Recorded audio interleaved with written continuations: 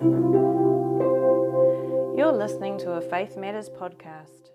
Yeah, stay here with us. There we go. Welcome Umberto and Jax to the studio. Kia ora, kia ora. Kia ora. Yeah, it's so good to have you here once a fortnight. Umberto and Jax are on here. So good to be here. Yeah, on Marriage Matters. They speak into a lot of areas that often we don't get to unpack with others and give us some wisdom and insights into different things. And might have been about a month ago now, we're talking about the 5 love languages, and they're wanting to dig a bit deeper into that. And dig away, Umberto. Yeah, okay. Well, we thought we'd maybe go into this topic, and we might do a second session or next fortnight, just to build on it, because there's a lot behind it. I mean, there's a lot of mixed analysis behind it as well. So some people say, "Oh, it's just a bit too kind of generic. It's a bit too broad." But the idea, I think, is that it does work, right? And it's a book. It's a book by Gary Chapman, and it's called 5 Love Languages. It's very famous. Everyone knows about it. And if you haven't done it, it's worthwhile considering for yourself and your partner, your spouse, whatever it may be, because it's available online. It's about a 10-minute quiz that you have to do, kind of answering multiple choice kind of questions. They're always fun. They're always fun. Yeah, they're always fun. Yeah. Karen? Gives you a good idea, because sometimes we don't even know what our own love.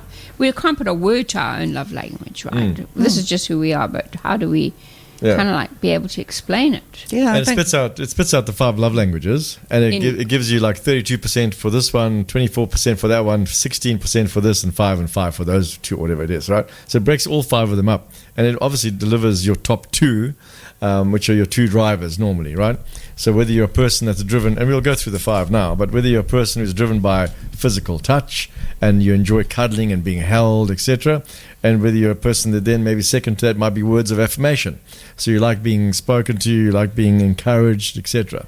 So it breaks all those down. And the idea behind it is that the most important factor is in a relationship is it's fine to know your love languages, but it's genuinely understanding your partner's love languages, right?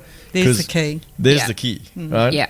And learning to communicate love in ways that matter to them, because we naturally go to our love language, what speaks to us. So if we're words of affirmation, we naturally speak words of affirmation. But if our partner needs gifts, Or there's another acts love of language, service. or acts of service, and we're speaking to them words of affirmation, You might as well be speaking a foreign language. speaking a foreign language, absolutely. They're not going to respond that well They're not, to it. no. The love tank doesn't get filled. No, There we go. but if you learn to then speak to them at what speaks to them, so if you're speaking words or acts of service, getting up extra early or helping them out with the kitchen and doing clearing, whatever. Clear You up don't the know, kids' do room. you? It's not your love language. What's acts of service? What is that? But that's quite interesting, because they've brought out another book. You two, stop your nonsense. Let's get back to the topic. Okay. They brought out a further book of the love languages, because we are all different. So what I think looks like acts of service isn't what you think. Oh, so it takes communication, Jax. So we need to find out from our spouse, even though we know their love languages, okay, so what does this look like to you? Oh, that's great. There's Right. wisdom right there. Be- So that's why we want to dig deep. That's why we need to probably even maybe another couple of sessions, agree. just so that we can really grasp how to do this well, because there's no point getting tools and you don't even know how to use them. It's also understanding the different seasons that your Yes. spouse is in. So in a different season, it may still be acts of service, but in this season, it means something different to that season. If I'm struggling with something, or even words of affirmation, if I'm struggling with an issue or something like that, coming to me and saying, "Well done, get on," whatever, doesn't do it for me, right? Yeah, you did a great job. What are you talking about? Yeah? But supporting me in a different way will sound different than supporting me in this way in this season. So we need to understand then where our spouse is coming from, what season they're in, so that we can apply their love language in the right way that speaks to them in that season. Oh, I love this. So you're not just going to learn that somebody, words of affirmation or physical touch, whatever that might, you haven't named all the rest yet. There's gifts. Gifts, Yeah, I love this because you're not just saying learn what that is, because it's changeable. It's changeable. Yes. Yeah, it shifts. And we're unique. Every one of us is unique. So, and like you just said, seasons change too. So, like you said, acts of service with. What about when you have little ones?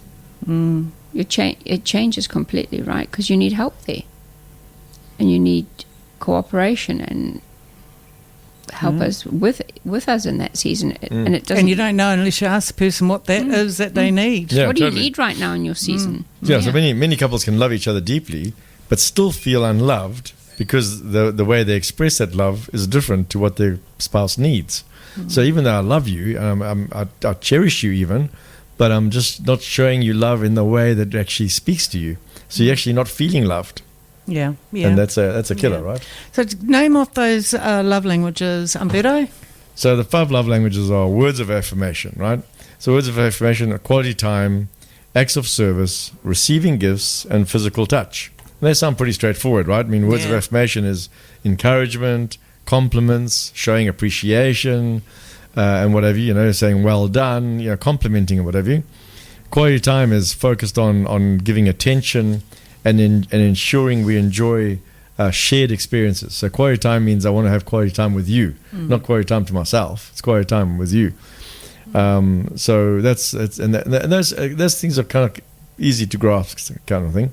Acts of service, obviously helpful actions, support in the home, support in terms of actual needs that you need or something like that, picking up things, doing things for you, etc.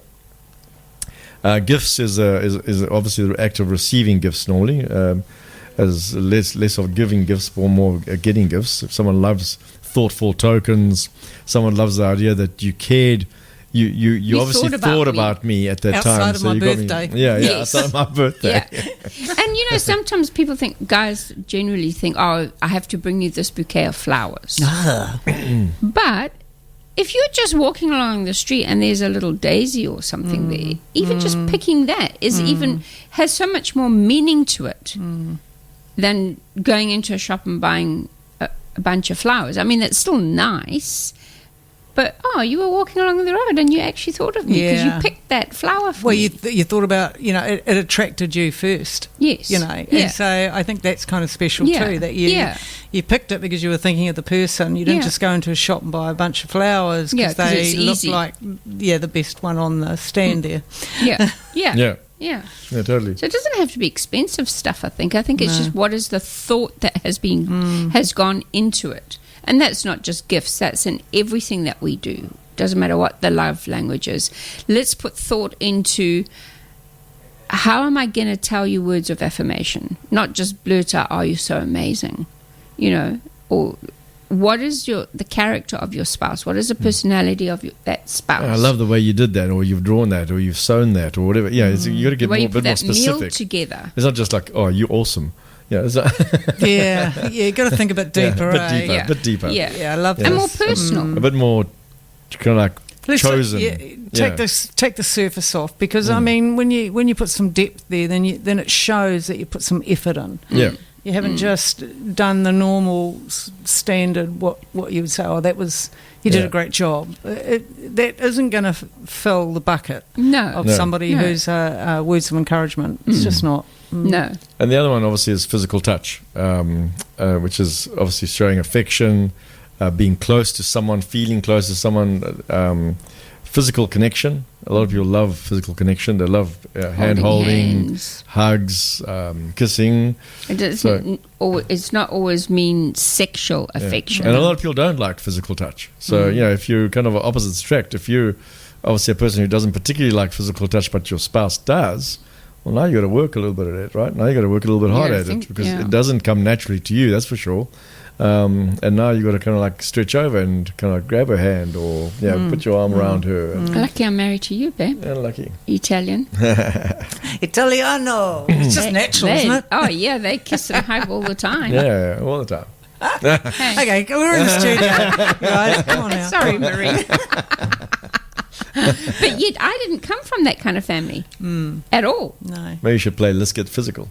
Yeah. I don't think it's on my playlist. I should think not. Excuse me. Back to the 5 love Can languages, we guys. keep this rated, please? Joke. Okay, sorry. Apologies. We're there. No doubt you are physical touch, right? So, and What's your one? Are we allowed to know, Jax? I like physical touch and words of affirmation. I like Yeah. quality time. Yeah. Quality time is quality time and physical touch, I think, are my two big ones. I would say so. Yeah. But these things, and that, remembering these things change, right? So you may be in your single years with your spouse and partner, it may be words of affirmation and quality time because we're busy, we work and all the rest of it, yeah? When the kids come along, for It's going to be acts of for service. one or the for other, girls, it might at shift to least. acts of service. Yeah, And helping me out because I feel I need you, right? So that sometimes they can shift. So it's not something you do as a once off and say, oh, well, that's what my love languages are. It's something you I think need that's to keep a a good check one on. They move. to recognise, is that not to box these in. Yes. Once we've learnt them and go, well, I thought you told me you were a gift person. I've Yeah. been giving you gifts and gifts, and, Yeah. and I'm not getting the physical touch back. Yeah. Yeah. Yeah. That I thought was going to happen, Yeah. but because there's been a hit and miss there, and maybe the person's changed, or like say the season has changed. Yeah. And even short seasons, it could be a traumatic event may take place. You lose someone dies, and in that short space of time, you may need something different from your spouse. That's not your main love language, but for that season, I need that extra something. Yeah. Yeah. So you need to, and I think you need to. So I read somewhere once about the thing about. Weren't you reading it about the guy who stayed married for 60 years, and he said, "How did you do it?" Yes. He said, I kept on. I'm married. I fell in love with the same person, but through her different seasons, because she changes through the seasons, and through the seasons. And I had to keep up with the season she was in. So you need to study your spouse. You need to study how they're changing, how they're shifting, and what their needs are. And they're not the same person that they're at 20 that they are at 50. Because we grow, right? Yeah. And we need to grow together. But notice how we are growing. And we change. We change. don't stay the same. No. We're not at the same energy levels. We're not at the same No. emotional levels. No. And we, as we mature, that's what happens. We mature in many different ways, and our needs change over that time. Yeah. That's right. Totally. And that's the thing, right? Understanding your partner's primary love language or primary love languages, because I think there's normally two top Strong ones, two ones, strong yeah. ones normally, and they both speak to you, right? And there probably always are going to be those. But like you said, in certain seasons, they could wane a little bit and something else takes its place. And then you go back to those again when that season's finished, maybe. Yeah. Yeah. And so knowing those love languages will help you express your love more effectively to your spouse, for them to understand, actually, you know what? You are showing love. You are showing me how much you love me because you are honing in on these things that speak to me, that do something for me. I want to backtrack a little bit, because I think this is really important with the love languages, is that we recognise it's not our love language that we are working towards, it's the other person. The other person. Yes. Yeah. And I think this is where people get it all mixed up. They go, well, this is my love language and I'm not receiving that, you know, but it's obviously not working because you're trying to get your love language met, you know, and so you need to learn to be able to Be your partner, intentional. to pull that out of the other partner, and the other partner needs to be willing to want to develop to that area within themselves, and that can be really difficult. Yeah, definitely. And another angle you can look at that is the reason you're looking at it for your partner is because you're filling their love tank. Yeah, not your own. You don't fill your own love tank. They fill your love tank. yeah. So when you're looking at the love languages, you need to think, okay, what do they need in their love tank? What fits in there that will make them flourish and feel loved by That's me? intentional. I love this, Yeah. Jax, because we're really unpacking it a little bit more, because I have seen people skip along the surfaces of this and not really show depth deep, of understanding. And that's why I love how this book has come out, which obviously, again, we will go into deeper, because and it helps us personalize things for one another. So, and what does that say? It says I care. Yeah. If And I'm, you may- And that's Yeah. what marriage is all about. But you may be thinking you show you care. You know, one person shows love by helping with tasks. And baby, I'm really giving it all I've got. I'm helping you with everything. But again, going back, if the person that you're doing it for, if their love language is quality time, Yes. and you're spending all your time cleaning the house and fixing things and doing and putting the tiles and down not sitting with them. and not sitting with them, they're not going to feel loved. You think you're loving them. You feel like you're giving it your all. And but I they think you're still just feel- speaking to me right now. Because I love being in the kitchen. Because I feel that it feeds Umberto's heart. But the amount And my of... tummy. Yes, but there needs to be a balance. Because often you'll say, can you just come and sit with me? I do say Right? that quite often. And I go, yeah, I'm just going to finish this. But lately, I have to be honest, I've been kind of like thinking, actually, hang on, maybe I don't need to be in here so much. Because you do want me to just come and sit with you and read whatever it Share is you're whatever. reading with, or be a part of whatever it is you're doing at that moment. And it's really important that when we hear our partner say something like Umberto will say to me, oh, can you just come and sit with me? There almost sounds like a frustration in his tone. And that's just because he said, stop doing what you're doing and come and be with me. We should be really happy that that's the case, right? And take it on board and do it. But we can see it as a frustration. Like, oh man, I'm already busy. From I'm the other doing side this as for well. you. From the other side as well. Yeah, and yeah. so- And I'm doing it for It's like, you. what more do you want Yeah. from me? I'm doing this Yeah, for you, yeah. and now you want me to come and sit with you as well. Yeah. And this is how arguments start. You know, this is the conflict in marriage because Yeah. we're hit and missing. It starts off from We're a not loving listening. space. It's actually from a loving space, and it ends up being a conflict. Yeah, as you Yeah. say. Yeah. And we really need to stop in the moment and hear what's being said in between the lines, not just the actual words that are being said, but listen, that tone. Just come sit with me. There's a frustration, but it's not a frustration because they don't want you. It's a frustration because they do want you, which is a good thing.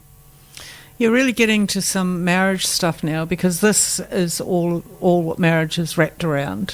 It's about our personal development and our partner's development, and often we go into marriage and think that's the end. Now we're in this together, but we're not actually taking any time to think of the value that we're placing into it. How do we now...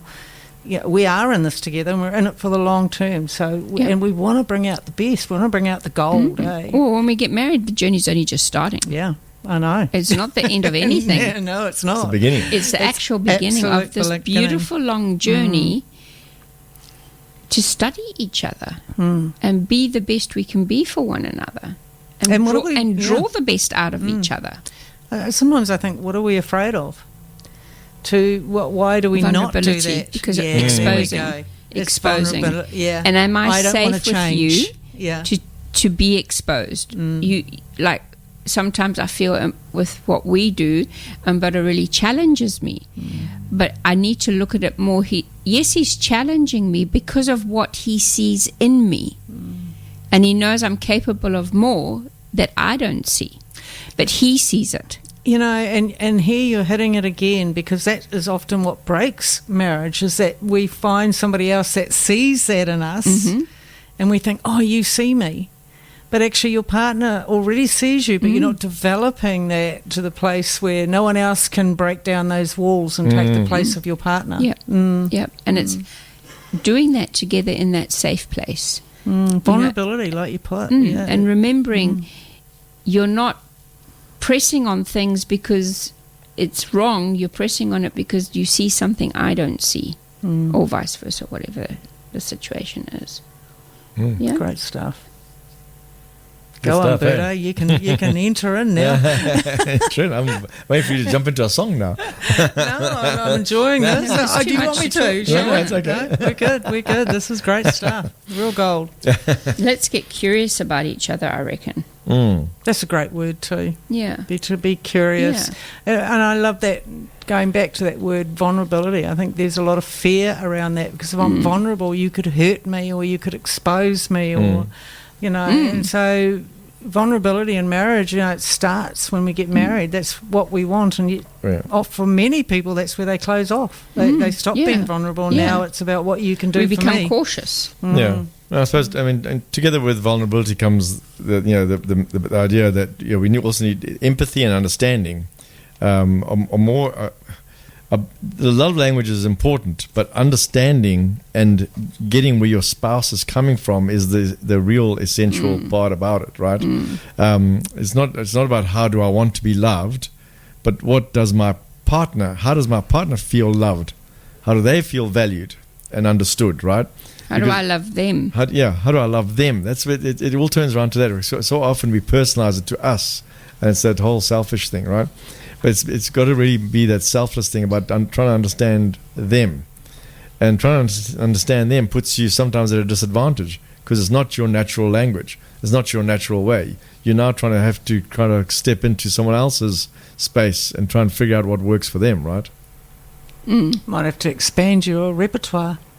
Your language base. And because it's all about our development. How deep do we want to go? And when you say vulnerable, it's exactly that, right? The strongest relationships are built, but it's not just sharing each other's experiences or understanding the fact that you want a little bunch of flowers and that, but it's also about understanding what makes you tick, what are you afraid of, what makes you anxious, what your needs are.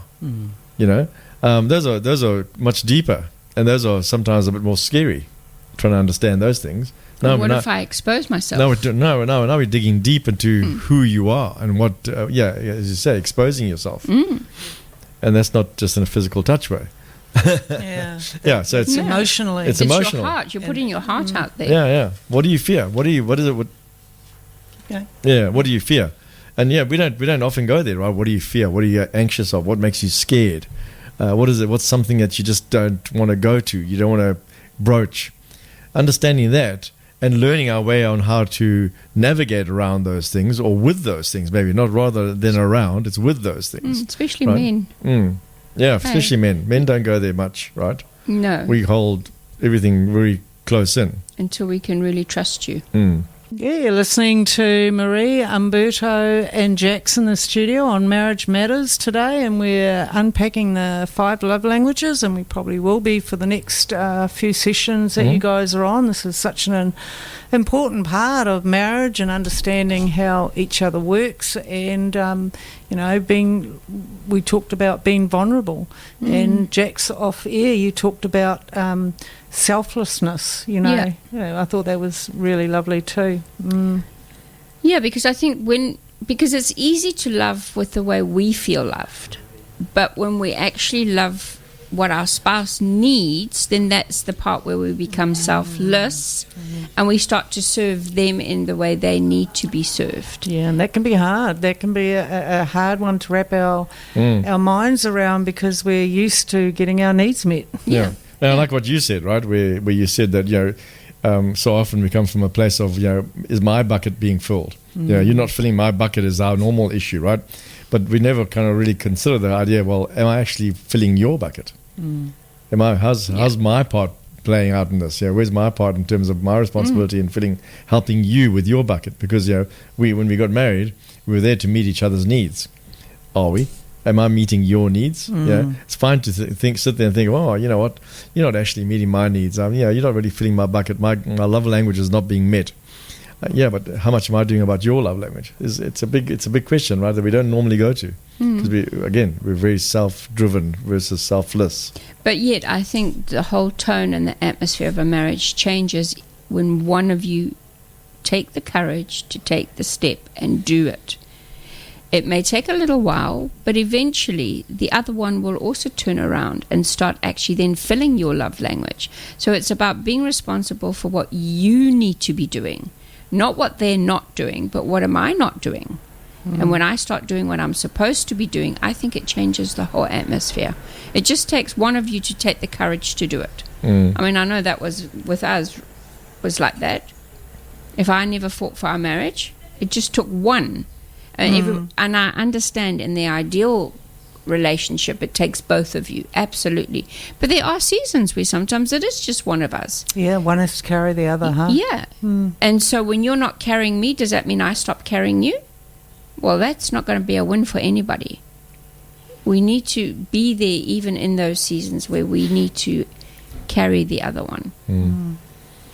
Yeah, marriage sounds hard. But when you do it right, it's beautiful. I don't think it's hard, but I put that in there because many people would be thinking that, this marriage thing sounds hard. But it's our self-development, and it's a wonderful thing. I mean, who wants to stay the same? Yeah. Who wants to continually be, just stuck where you are. muddling along, just muddling along. Where's the development and where's the new ground and how exciting it is to find you new want parts things to of improve, yourself. right? We said even the other day when we were doing this course early on. But we're married and we're struggling. Okay, that's okay. And so what are we going to do about it? Because we're struggling and we've been struggling for the past 5, maybe 10 years, whatever. Okay, so what do you want the next 20 years to look like? Do you want to stay where you are? Do you want to see the next 20 years just play out like the past 5 or 10 have? Really? Is that really where you see yourself? Is that where you see your marriage going? No. So then do something about it. Because only you guys can. Yeah. No one can flick a switch for you. You've got to flick the switch. We've got to do that, right? We've got to work on this together. And flicking the switch doesn't mean we get a divorce. It's like, I'm tired of you. I'm bored of you. We'll move on. We'll find another one to bring our baggage. We'll take our luggage with us somewhere else and put it into another relationship. No, this is where the grass is greener, not somewhere else. And the grass is, as Craig Rochelle says, the grass is greener where you water it. Yeah, for sure. Where you water it, right? And so we've got to put in the effort here, now, and say, okay, what are we going to do about this? How are we going to fix this? How are we going to change this, right? And then we have the relationship that we actually want. Yeah. And you got to learn. You got to study your spouse, study them, study what works curious. for them, Yeah, I like that. what clicks for them, what doesn't click for them, more importantly. And let's start working on that stuff. We've committed to be with each other, to be the best we can for each other, to help the other have a better life. Do it. You've got to ask yourself the question, why wouldn't you? And again, I guess it goes back to that selfishness that we have within ourselves. Oh, I thought I was getting married to get my needs met. Yeah. That's the standard thing, right? And you are. But then there's another person in that relationship that's thinking the same thing. So it's reciprocal. And now comes the conflict. What? Yeah. What? No, I thought you were just there for me. Yeah. Was only one of us going to get our needs met? I've got to do my part? Both of us need our needs met. Yeah, Isn't that marriage funny? is the most beautiful thing we'll do in life. It's incredible. We start our family, we create generations, we create history, and we create incredible memories that carry on past our lifetime. It's so rich. I don't think we talk about it enough in society. We see marriages, we get married, doesn't work, we get divorced. Well, that's not a truth. It's not a truth, because if you go through the hard yards and you start to develop, then everything else in your life develops as well. Yes. Yeah. Yes, and it becomes a beautiful thing. Yeah, flow-on effect into so many areas. Yeah. And so I think there's some real keys we can start digging into with the love languages, right? But it really goes down to things like listening well, paying attention not only to what your partner's saying, but also what's behind what they're saying. What's behind those words, the feelings behind those words, right? Try to understand, instead of just having these kind of like wooden ears where we're just hearing you, yeah. Not listening. Not really listening. I mean, as a counsellor, I get that. There's so many times I've seen that where, the person really isn't listening. They're just waiting for you to finish the sentence so that they can say what they have already been thinking in their mind the whole time. Yeah. But not really listening to the words that have been spoken. No. It's disheartening, I must admit. I've seen it, like I say, many, many times. And Sorry, what was that? People will go, what was that? Oh, you're joking. Well, sometimes they don't even ask that because they're just rambling on about their own thing. Yeah, and what you've said it's just fallen, like you say, on deaf ears. And we have to look at that language and understand what it means, because you're not listening, and there's conflict in the not listening. Yeah, Yes. I know you're not listening. Yeah. I mean, we've had this even with ourselves. I mean, we've spoken about making sure you put the phone down, making sure that we focus on each other. And if you're talking about something that needs to be heard, well, then grab my attention. Let's sit down, put the phone down. It takes 5 minutes, whatever it is, and let's actually talk about it. Because again, that tells you I care. If you're just going to carry on your phone scrolling, Oh, Oh, yeah, if you're scrolling, do you actually if you're care what scrolling while you chat, about while you're to talking, say? even if it's just a chat, but you're still scrolling. But are you really even interested in what I'm chatting about? yeah. Because- Well, all our faces are screwing up at Yeah, this they because we're probably all experienced. Yeah. This is the world we live in, We and do. we have to be present in what we're doing because it is the most frustrating thing, even in the smallest of conversations. And you're Yep. you're talking, and the person's head is down, they're in their phone, and they're just sitting off a yep. No, I heard you. Yeah, right. Yeah, right. And we are in a generation, in a world now, not even generationally, all generations are in this world at a time where we are so distracted.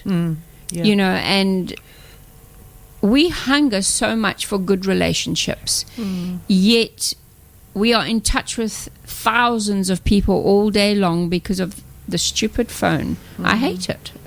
I really do, because you've got a person next to you who cares and you care about them, but you're so on this device that you're actually not with the person that you're supposed to be with. I mean, I remember when we were dating, even first married and all that, babe, we used to talk for hours. We really did. And if we are not careful, that slips away. Because now there's this device I can just stick my head into constantly.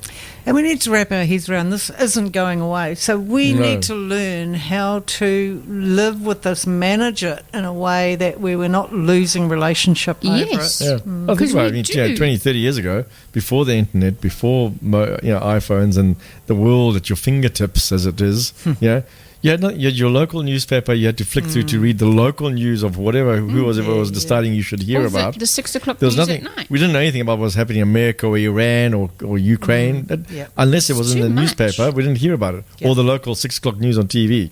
Right? Nothing. No internet. No Google. No go Google it. No Chat GPT, and certainly no iPhone, no Instagram, no AI's Instagram, no getting- TikTok, no Facebook. Just your friends that you had around you, and that's where you went and played, and that's who you spent your time with. And you popped into each other. Who pops in anymore? Yeah. No one. How healthy was that? It's got to have an invitation. Yeah. That's ridiculous. But it's the age we live in. And Yeah. But we can change it. Yeah, Because we can. all crave people, right? We crave company. We like being. We weren't created to do life on our own. But yet there's so many lonely people out there. They're surrounded with people, but they're lonely. Yeah, we don't do conversation well. No, No. we don't. And we need to and learn. I must admit, so many, I mean, you see it everywhere when you go out. People are talking and their heads are in their phone. They're having conversations, but it's not really landing. It's not a real It's- conversation. yeah, There's it's no surface. connection. Yeah. And they may believe that there's a connection there, but we know what it's like to not have that. You know, we come from a generation where those things weren't around. Yeah. We got lucky if we got 5 minutes on the phone. You know, with our parents. Yeah. They'd be like, "You need to get off the phone now." You'd be 3 minutes in, and you'd be desperately trying to get the last bit of conversation Yeah, before they just came along and hung it up on you. Yeah. Like, Well, how many people do you see at a restaurant? Two people, a couple sitting at a restaurant out or a for pub dinner. or whatever, and they're both there on their phone. I They're know both it flicking, is. It is scrolling. pretty. It's like, what? I've seen it when I went over to Aussie. Or even 'cause, mates. you know, and being out there all the time around people, and I noticed it everywhere. I was like, oh my gosh, this is really bad. Yeah, that's It is crazy. bad. It is crazy. Yeah. And yet we don't know each other. How can you be connecting? How can you be getting that in-depth relationship that human beings need, which is about eye contact, it's about facial recognition of how you're experiencing what Yeah. I'm saying. And I'm here with you in body, but I'm really not here with you in mind. Not Yeah, really no. present. Yeah. We're not really present together. Yeah, we're both sitting at the same table, but that's about it.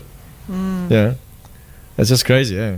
They find it awkward. How do we communicate? Or you see a group of 4 or 5 friends even sitting at a table, and they're all on their phones. They're all scrolling or checking. It's like, what are you doing? Mix with each other, talk, tell jokes, share your day. It just doesn't happen anymore. You say, we're connection. You say we people that crave connection and other people, But slowly, I think we're moving away from that because we're losing that ability to actually interact with each other. And we need to be careful because this is about relationship. This is about human beings being human. Yeah. And we're slipping away. It's way easier to be a keyboard warrior when no one's answering back or doing anything. Oh, yeah, and there's no tick, tick, tick, facial tick, tick, stuff tick, tick, going tick. on. There's no accountability. And there's no feedback as such. It's just some words in there, and you may receive them or not. You know, just nothing kind of lands to a depth when it comes to sitting down and having and I think when a conversation. It happens between a husband and a wife, it's a good start because then you can feed it into your whole family, your kids, your friends, you know. But let's start with us really trying to be curious about each other. Yeah, that's because beautiful. We are amazing people. And, we you, all and are. you say, like you say, your kids are watching. They are absorbing what's happening between your relationship, and that's what they'll carry into their relationships. Yep. And if we don't actually take some responsibility and go, hang on a minute, what do I want to teach here? What do I want to pass on to my kids? How do I want to show them how to do marriage? Yeah. And teach them those skills of being interested and curious about people, the people in their world, you know. It's not just about husbands and wives because they even do love languages for children. Yeah, you know, sure. but I mean... Yeah, we learned that with our kids. What were their love languages? Yeah, I mean, it was so helpful. It gave us so much insight into and them. understanding of them. Hey, You could really pull that out. It was much actually easier to work with the kids than it was with each other. Because that took a lot more, effort. But with the kids, we were like, oh, okay, we know what their love language is. We can just work towards it. And you hone in on it. Yeah. And you see enjoy their watching. world. You enjoy watching the response, right? Absolutely, and it feeds you then. You know, you get some encouragement there. So we need to do that with each other. Yeah, we do. We really, really do. Yeah. I mean, your relationship will be so much richer when you give rather than always expecting to receive. No, that's beautiful. I think we're gonna wrap it up there, or Sure. Yeah. Well, thank you guys Yeah. so much for this beautiful session on love languages. And can you tell us that book again? Sure. Yeah. This is the more recent update of that book. It's called The Love Language That Matters Most, written by Gary Chapman, who's the original guy, but he's partnered with Les and Leslie Parrott. Well, renowned marriage They're therapists. also brilliant couple. Really But cool. the original book is obviously The 5 Love Languages, and that's a book in its own right. Yeah, I've got that one. Yeah. Yeah, but this one is really cool. It takes it to another level of understanding. I have to read it. You've been listening to a Faith Matters podcast. If you have questions, email us on faithmatters98.1fm@gmail.com.